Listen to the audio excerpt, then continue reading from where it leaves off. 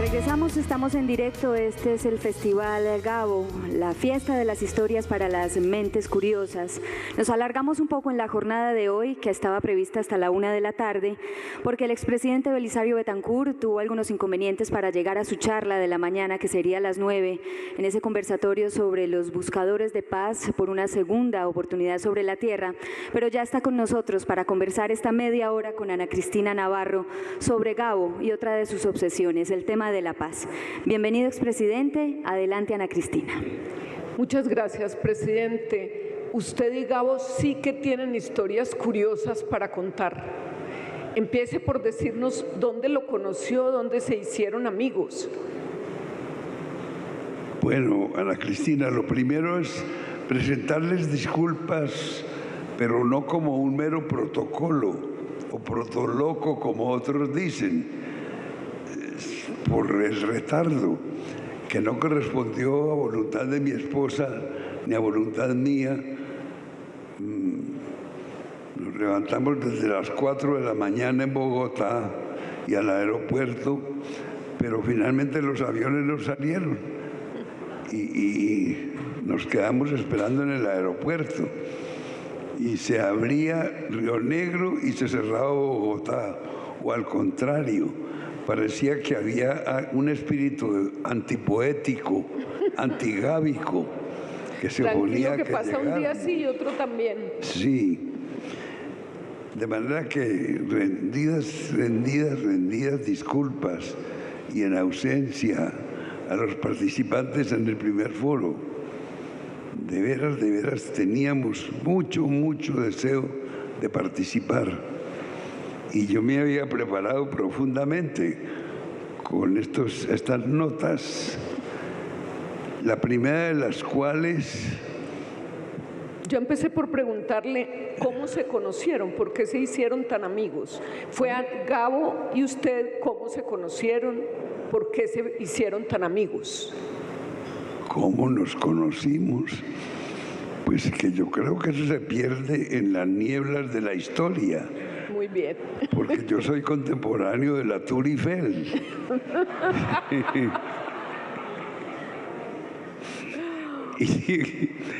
O de la Guerra de los 1000 días, de la cual estamos evocando en este momento los primeros 100 años.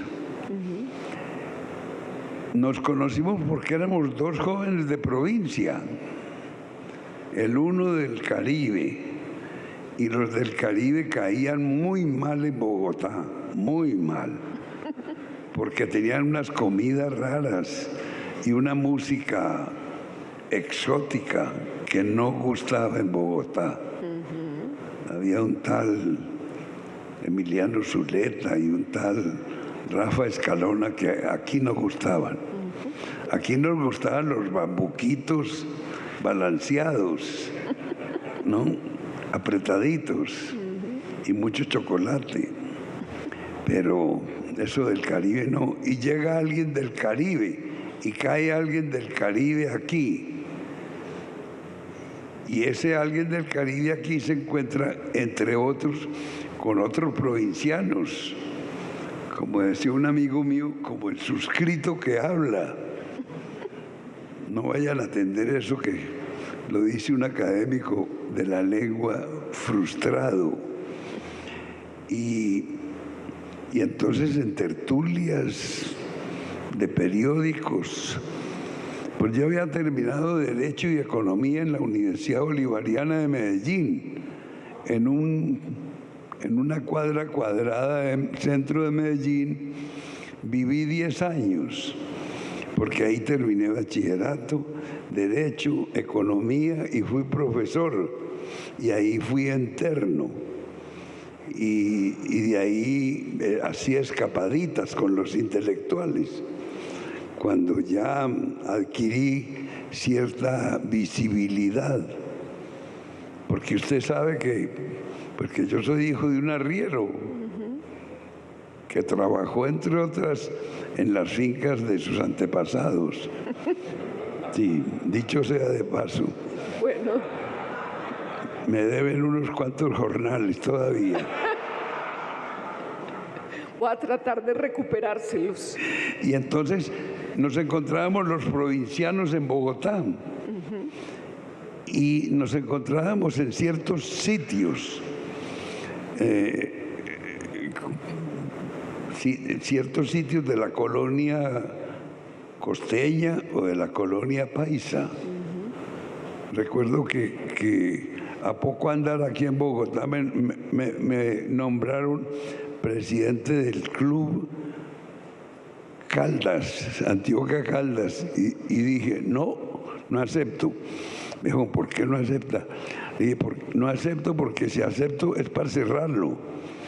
Porque yo he oído decir que los bogotanos no nos quieren a los paisas. Y si no nos quieren a los paisas, ¿por qué nos vamos a poner en un gueto para que nos disparen ahí? Más bien metámonos en los clubes de ellos, clandestinamente. Y así no tienen a dónde dispararnos. Oiga, y cuénteme de esas épocas. Y entonces fue así como me conocí con Gabo, el redactor del Espectador, y yo escribía columnas en Diario del Pacífico y en El Colombiano de Medellín, donde, bueno, Marta, la directora, ahora no existía, porque estoy hablando de la época antediluviana o ante Marta. Y entonces lo que se decía era que los paisas nos veníamos a Bogotá a buscar empleo. Y yo dije, no, yo me voy para Bogotá, pero no a buscar empleo, sino a buscar destino. Y mis compañeros de universidad me decían, ¿y eso qué es? Y decía, buscar destino es los sueños. Y si se atraviesa un empleíto por ahí, pues los bogotanos lo tienen que coloquemos a ese paisa, porque si no, pone a todo el mundo en interinidad, le mueve el butaco a todo el mundo. Y así nos conocimos. Presidente, ¿sí? Cuénteme, ¿y él fue siempre tan perfeccionista, tan obsesivo con la perfección? Sí, siempre. Siempre.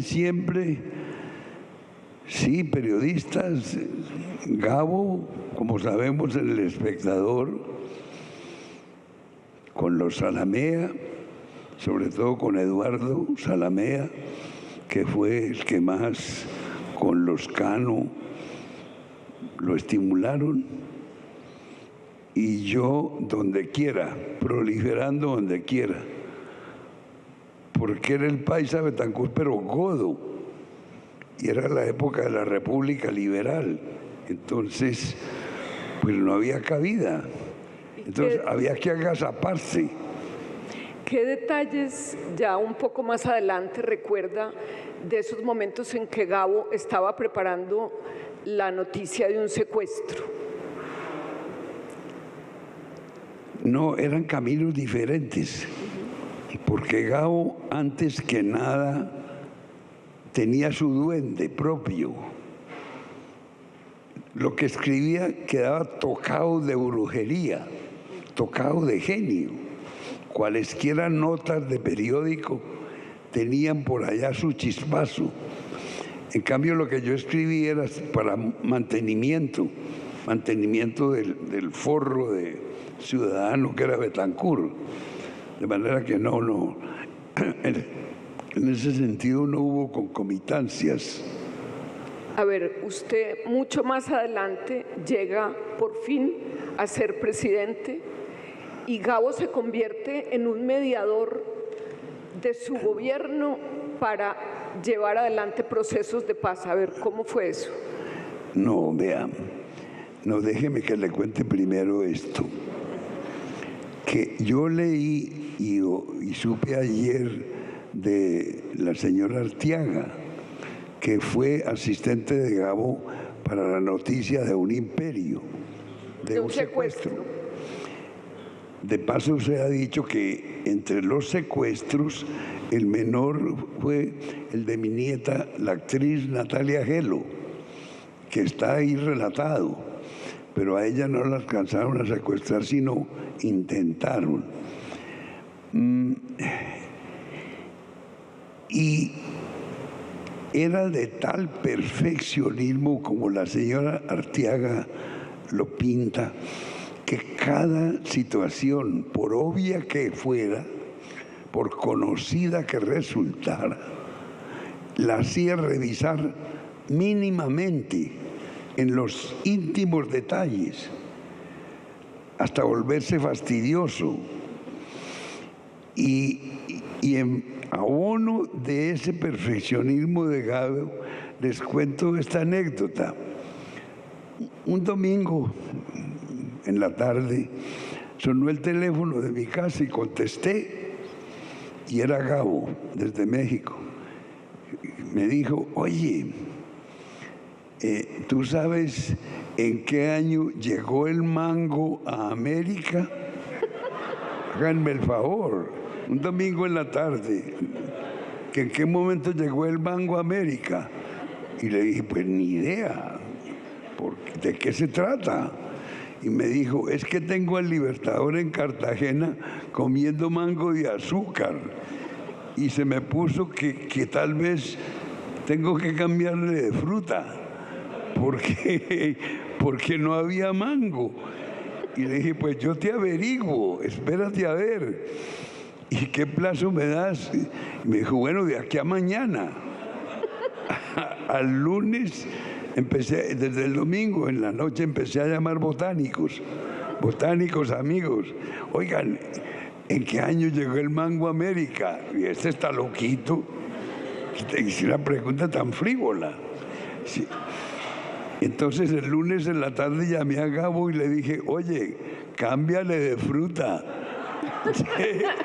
El mango llegó en el año 60 y el Libertador lo tienes en el año 30, comiendo mango en Cartagena. Y me dijo, Jesús, me ponía así. En la edición del General en su laberinto aparezco en la lista de los agradecimientos por esa profunda investigación del mango.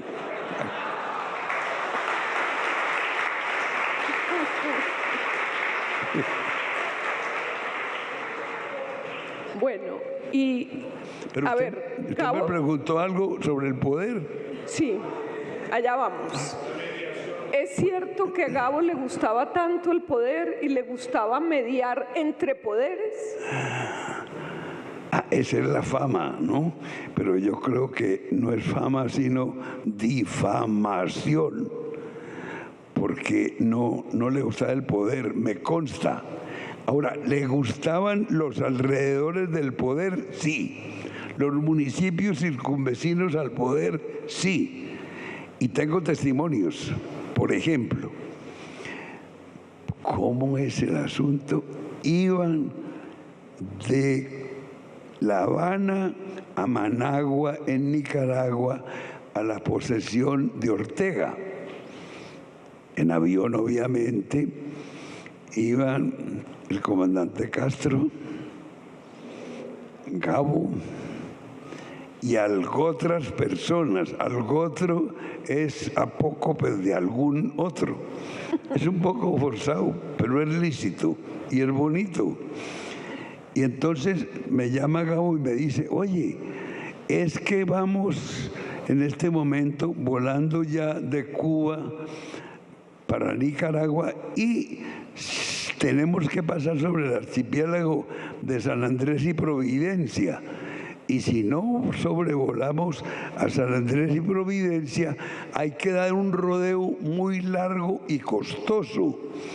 ¿Tú autorizarías? Dije, pero claro, por supuesto, voy a dar ya las instrucciones para que el avión presidencial de Cuba pase por encima de San Andrés y Providencia. Y di las instrucciones y el avión pasó. Estaban sobrevolando a San Andrés y Providencia y entonces me llamaron y me dice Gabo, en este momento estamos, gracias a ti, sobrevolando el archipiélago de San Andrés y Providencia.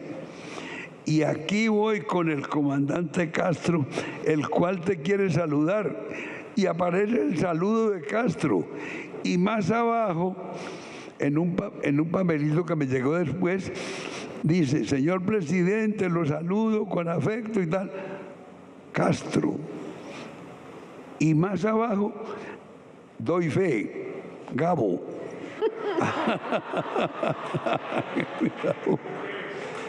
Entonces, no era que a él le gustara ser presidente de Cuba, ni de Managua, ni de Nicaragua, ni de Colombia, pero sí estar en los alrededores del poder, de manera que le permitiera hacer una llamada al presidente de Colombia en nombre del presidente de Cuba. Y eso sí le gustaba.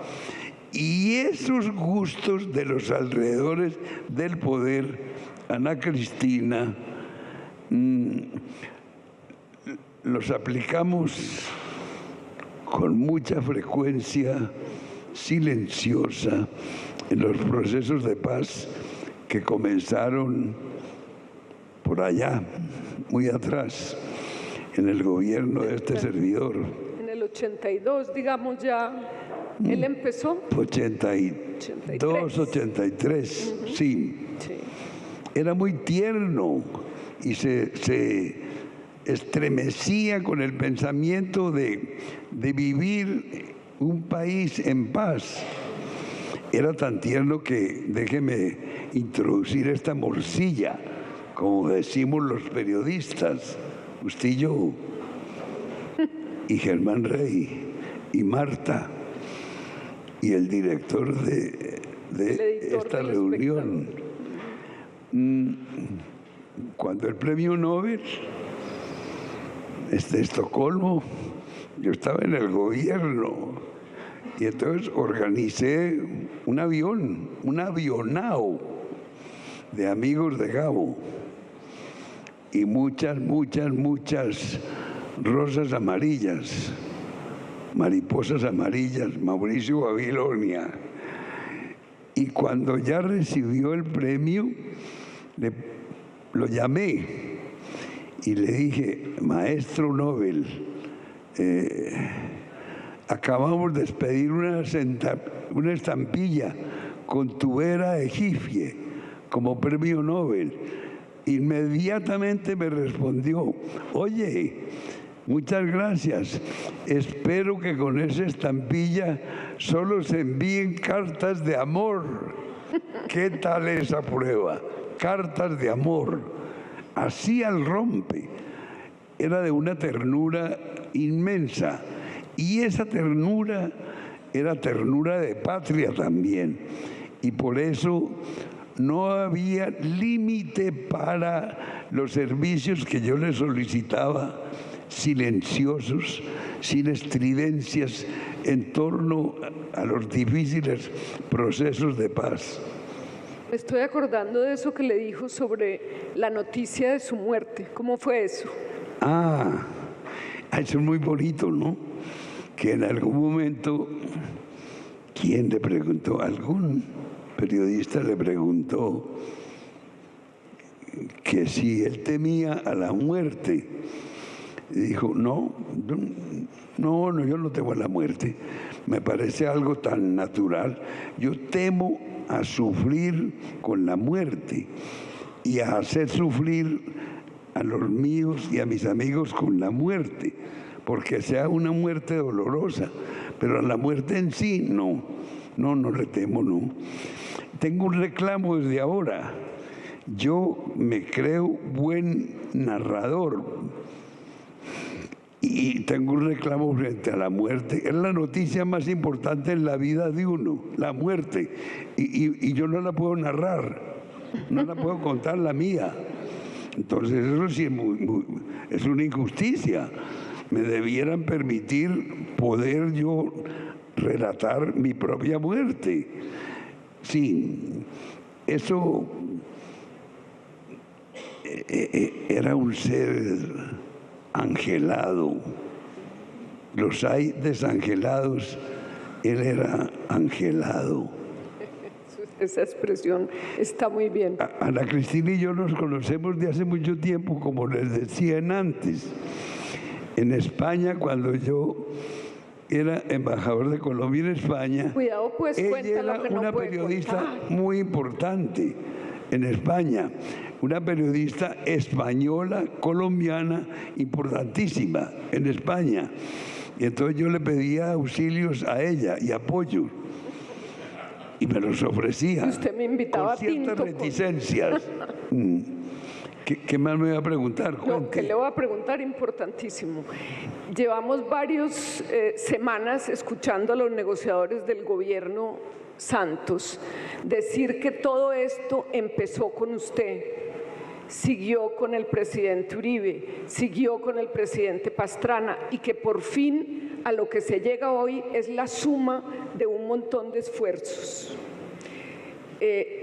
Ese país de antes, esa situación suya y la de hoy, ¿en qué se parecen? ¿En qué se diferencian? Pues los pueblos son seres en ebullición, son cambiantes, lo mismo que el ser humano. Ustedes recuerdan la metáfora del río, que nadie se baña 2 veces en el mismo río, porque la segunda vez que se va a bañar en el río que cree que es el mismo, el río es distinto, ha fluido, han ido corriendo muchas aguas y uno es diferente. Uno ha cambiado porque está cargado de vivencias, de dolencias, de indolencias, de vivencias. Ha tenido amores, ha tenido desamores, ha tenido ilusiones o ha tenido desilusiones. De manera que el río es distinto y uno es distinto también. Pues los pueblos son seres en ebullición y los pueblos cambian. Un filósofo francés, que por cierto era ateo, Ernesto Renan, tuvo un hijo católico, Ernest Sicari, un nieto, decía que cada nación es un menester de cada instante en que la vamos refrenando o la vamos derogando instante a instante. Y es cierto. Y entonces Ana Cristina, tenemos que estar pensando en que somos nación que va cambiando momento tras momento. Y tenemos que tener respuestas para esa nación que va cambiando lentamente. Los problemas, por consiguiente, no son los mismos siempre. La educación que fue ayer no es hoy. Yo estudié en una escuelita rural, pata al suelo. No me podían matricular porque no tenía la edad de la matrícula. Pero muy pronto descubrí el conocimiento en esa escuelita rural por una regordeta maestra muy bondadosa que me enseñó lo que era el conocimiento. Y desde entonces no paré porque me fui detrás del conocimiento. Y donde quiera que he estado es en busca del conocimiento. Y no tuve oportunidades de ir a universidades europeas o norteamericanas, pero ya crecidito, ya grandecito, me la paso tapando huecos aquí y allá y acullá. Siempre los vacíos que no pude cumplir. Entonces, siempre he aprendido cositas. Sí, y entonces el país que a mí me tocó gobernar, sin duda es diferente del país que les ha tocado gobernar a mis sucesores. Y cada uno de ellos, a su manera, ha puesto todo su conato en tratar de acertar para dar a ese país lo mejor de sí, en educación, en salud, en desarrollo. No me vaya a preguntar qué pienso del presidente Uribe y del presidente Pastrana, expresidentes que están por el no, yo estoy por el sí, porque pienso...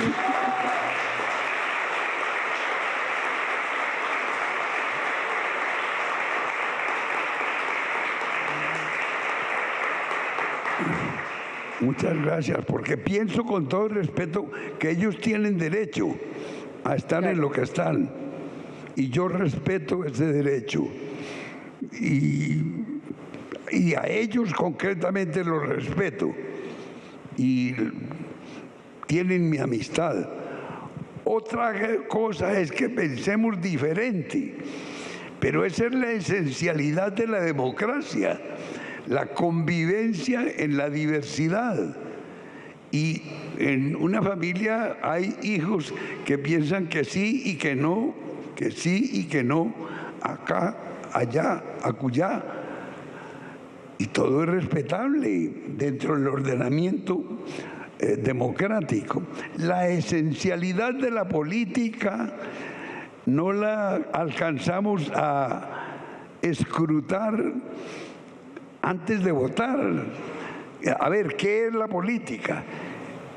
Desde Aristóteles hay muchas definiciones, y Maurice Duverger, un gran tratadista francés, pero digamos que es el oficio de dirigir las comunidades hacia el poder para aplicarlo en bien de la comunidad, digamos, una definición un tanto retórica, ¿no? Y que cada quien dentro de esa concepción de la política es un elemento, un activista del respectivo pensamiento, pues cada quien tiene derecho a tener libremente ese pensamiento, coincida con quien coincida o no coincida. Esa es otra cosa, de la esencialidad de la democracia, como terminó el hermoso discurso de Santos en Cartagena.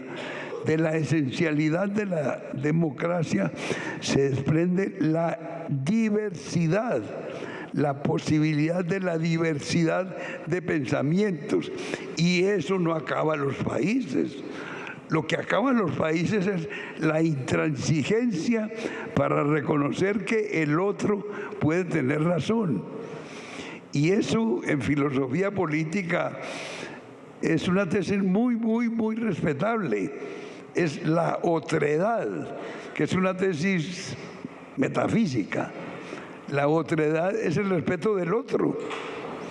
Lo aprendí en España con el profesor Javier Zubire, que fue discípulo de Ortega y fue mi profesor. Presidente, estaríamos escuchándolo aquí mucho rato, pero ya me están diciendo que tenemos que despedir. Eso se llama respeto, se llama tolerancia, se llama democracia. Muchas gracias. Gracias.